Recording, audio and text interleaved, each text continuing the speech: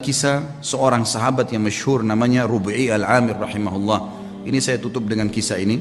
Rubi'i bin Amir rahimahullah adalah seorang ulama, bukan seorang ulama, salah satu pasukan perangnya Sa'ad bin Abi Waqqas yang akan masuk, yang diutus oleh Sa'ad bin Waqqas untuk mendatangi Rustum. Rustum ini adalah panglima perangnya Persia, panglima perangnya Persia. Rubi' al-Amir bin Amir rahimahullah ini terkenal sekali orangnya. Waktu dipanggil oleh Umar bin Khattab untuk berjihad, maka dia pun mengambil panci masaknya yang dia letakkan di kepalanya karena tidak punya topi untuk berperang. Panci masak dipakai jadi topi, kemudian pisau dapur dibawa untuk berperang. Dia tidak punya pedang. Dia nunggangi keledainya yang tua, ikut di pasukan. Oleh Amir Mu'minin Umar bin Khattab disuruh jalan. Subhanallah, Sa'ad bin Abi Waqqas waktu itu diutus pasukan oleh Umar bin Khattab dengan 30.000 pasukan menghadapi 240.000 pasukan Persia. Dan Persia kaget. Waktu mereka pun tahu 240.000, mereka tidak mundur sedikit pun. Maka Rustum ini ahli perang. Dia bilang, saya mau tahu dulu bagaimana sih kekuatan 30.000 itu, kok berani benar? Gitu kan? Seperti apa sih kekuatan mereka? Dikirimlah surat kepada Sa'ad bin Waqqas negosiasi. Datanglah 1-2 orang terus menerus negosiasi dan semuanya hampir sama perkataannya. Tapi yang paling pertama datang adalah Rubi'i bin Amir rahimahullah radhiyallahu anhu. Sahabat Nabi yang mulia ini datang dengan keledainya. Ini kan? Dia bawa pisau dapur dan ada tombak yang dia pinjam dari temannya. Dia datang, begitu tiba di istana, kata Rustum, buat dia tidak masuk ke istana kecuali sudah hormat dengan saya, dan hiasi semua istana ini dengan emas. Semuanya, pintu gerbangnya hiasi dengan emas, semuanya taruh harta-harta gelimpangin gitu. Buat mereka mau tahu gila harta enggak ini. Semuanya, bantal-bantal semua singgasana hiasi dengan emas, semuanya taruh emas, geletakin emas di sana sini. Dibuat semewah mungkin.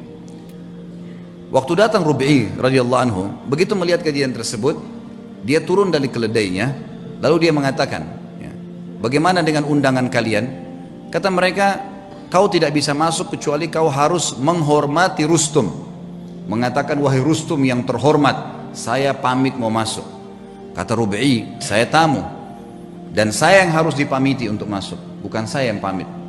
Lalu Rubi'i melihat di situ ada tikar permadani, di atasnya banyak emas. Sama beliau disingkirin emasnya, permadana itu diambil, dipotong pakai pisaunya dia, dibelah dua. Diambil, ditaruh di keledainya, dianggap sebagai ghanimah, harta rampasan perang. Ditaruh sama dia. Kemudian dia mengatakan, ini pembukaan harta rampasan perang kami kalau kau tidak buka pintu gerbang. Sendirian. Dan Rubi'i ini perlu anda tahu, orangnya pendek, kecil, bukan orang yang tinggi kekar. Orang-orang Persia waktu itu tinggi besar, kekar-kekar semuanya. Diberitakan ke dalam. Kata Rustum, baiklah, tutup pintu gerbang, buka sedikit saja, supaya dia masuk tunduk kepada saya. Diperintahkan masuk, pintu gerbang dibuka sedikit. Memang tidak bisa orang masuk, harus tunduk. Maka Rubi'i lihat, subhanallah, Allah memberikan orang beriman itu hatinya bisa melihat, ya. Dia bisa membaca, namanya firasatul mu'min. Maka dia lihat, ini pasti ada tipu daya nih. Yang dia lakukan, dia balikkan pantatnya dia balikkan keledainya, lalu dimasukkan dari balik belakang, ya. Sehingga yang tadinya dia harus tunduk, ini dibalik, jadi bokong yang di belakang. Dilaporkan ke Rustum, ini yang dilakukan sama orang ini. Malah sekarang dihinain. Lalu dia naik keledainya, dia jalan. Subhanallah, tuh dia jalan, dia tidak turun dari keledai. Keledainya dimasukkan di istana Rustum dengan karpet-karpet yang mewah. Pisau dapurnya dipakai, bolong-bolongin bantal tuh semua. Bantal-bantal yang mewah. Semua ini karpetnya ditusuk-tusuk dengan tombaknya sama dia. Sampai tiba depan Rustum. Panci di atas kepalanya, pisau di tangannya, tombak di tangan, pisau tangan kanan, ini tangan kiri, tombaknya. Kata Rustum, dipanggil penterjemah, tanya kepada mereka nih, mau apa sebenarnya datang ke sini? Terjemahkan, hai orang-orang Arab, kalian kan dulu di padang pasir, tidak punya apa-apa kecuali gembala kambing. Untuk apa kalian datang ke sini? Kalau kalian butuh harta, sebut saja, kami akan kasih pulang. Kalau kalian butuh gembalaan, kami kasih berapa bun unta dan kambing yang kalian mau. Kalau kalian ingin jabatan, kami akan jadikan, pilih siapa yang terbaik, kami akan jadikan sebagai pemimpin kalian dan kami akan kasih gaji. Lalu jawaban Rubi'i radhiyallahu anhu, ini orang kalau sudah mengenal Tuhannya, dia mengatakan, kami datang dari sana tidak butuh dengan harta yang sedang kau pamerkan ini. Dan kami datang mengeluarkan seluruh hamba termasuk kamu dan kami dari menyembah makhluk kepada menyembah pencipta sang makhluk. Itu saja. Kalau kau patuh, maka kau dengan kerajaanmu kami akan pulang.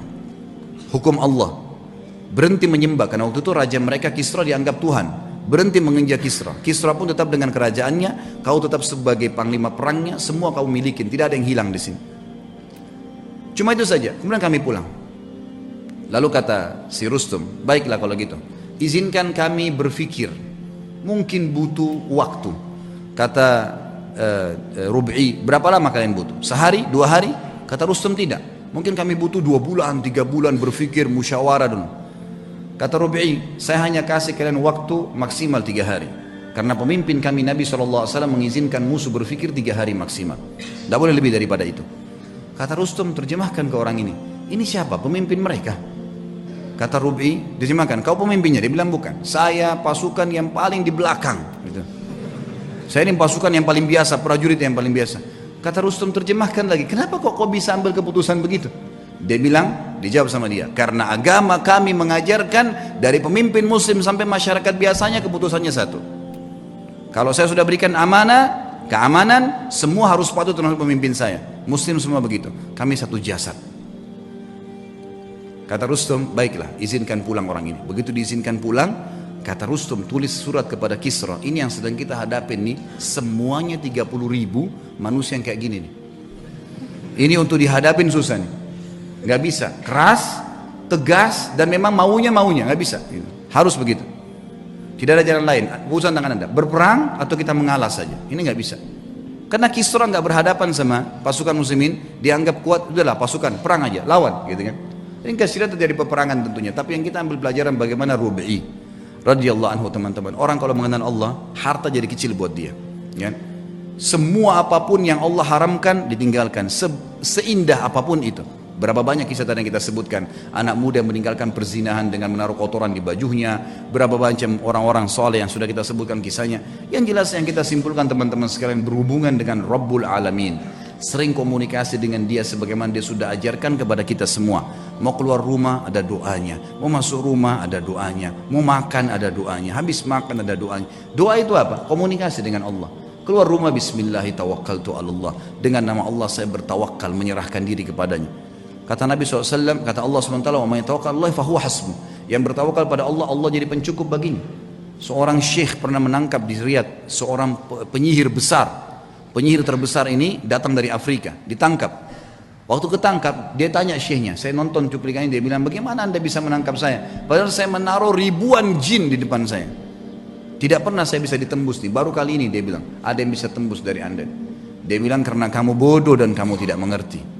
Kalau saya keluar dari rumah saya tadi, saya membaca apa yang diajarkan oleh Rasulullah SAW, bismillahi tawakkaltu Allah. Saya bertawakal kepada Allah, dengan nama Allah saya tawakal kepada Allah, la haula wa la quwata illa billah, tidak ada yang kekuatan kecuali milik Allah. Dan saya yakin dengan doa saya, dan kata Nabi SAW, siapapun yang membaca doa itu pada saat keluar rumah, semua syaitan yang menemuinya akan berkata, orang ini tidak bisa kita ganggu karena Allah sudah lindungin. Itu sebabnya saya bisa tembus kamu. Bukan cuma itu, saya akan laporkan kamu dan kepala kamu akan dipenggal karena kamu seorang penyihir. Ditangkaplah penyihir tersebut, teman-teman sekalian.